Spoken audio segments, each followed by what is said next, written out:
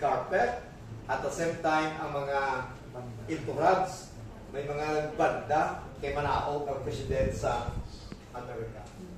He complained to the Lord, Lord, siya di pa carpet, ako grabe ang sunod ko si mo, grabe ang pangwali ko, grabe ako nga mission sa ibang mga lugar, ginis ko nga akong life. Pero wala din sugat sa ako. Sapat si Ginoo siya, my child, you are not home yet. You are not home yet. Ano malang na ang mga carpet na kumpara sa mga angels nga nagahulat sa aton, just like what happened sa Natayuyo, nga at the same time, ang Ginoo nga as in ara nga nagahulat sa aton, and we are being placed in the real home where God had prepared for us. If God prepared it for us, ano nga yung katahuman? It's beyond our imagination. That all the sufferings that we have on this earth, it is nothing compared to the eternity nga gina-prepare sa aton sa Ginoo, where there is no pain, there is no hunger, there is no tears, and all things that took place there are all joy and glorious things, because God was there and forever will be together with you in eternity. See? Tatayuyo, praise the Lord, due to what Christ had done siya kabuhi, is enjoying. Kita na makita sa inyo. Pero of course, that's the truth that the Bible, God's word is promising sa aton. Nga nagkakilala, nagkatuo, nagkasimba sa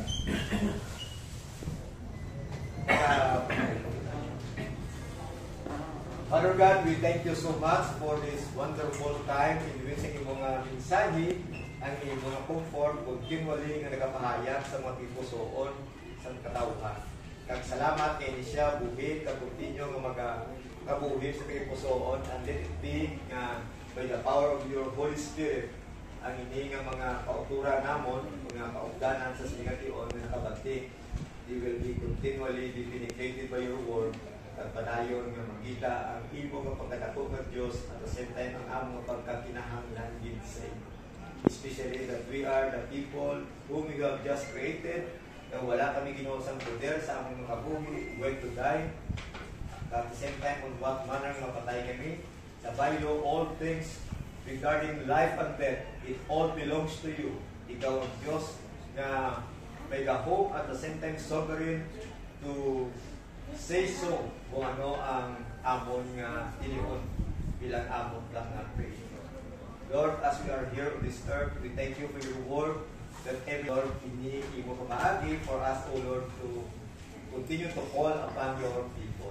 Kami, Lord, we thank you that even in this occasion sa amon nga liturgical service para sa kay Tatayuyo, O Lord, we thank you nga siya, imo gyapon nga ginagamit ang ining pagtipon to worship you, to continue to acknowledge you as our great God, our Creator, ang suluman ang mga agaw-adlaw ng bantay sa mga pagbuhay. So Lord, let it be that what has been heard from your word will continue, O Lord, makabuhos dito sa amin, and by the power of the Holy Spirit, hindi sa Ginoo mag-open sa mga hearts, mga patay ng mga kalag, patay ng mga pangabuhi, hindi ng mga sumisa.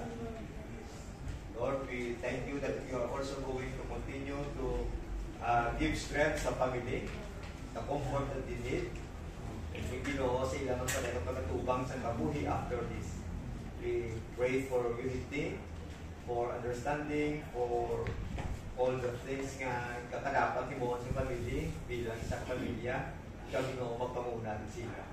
Thank you that you're going also to guide us, to take us as we come to Bago City Cemetery para sa pagduduong sa katapusan nga pagpahuway ni Tatayuyo.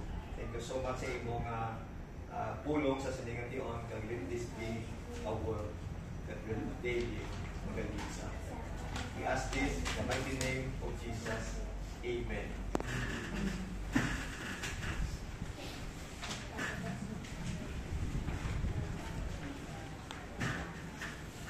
Yes, it is our prayer nga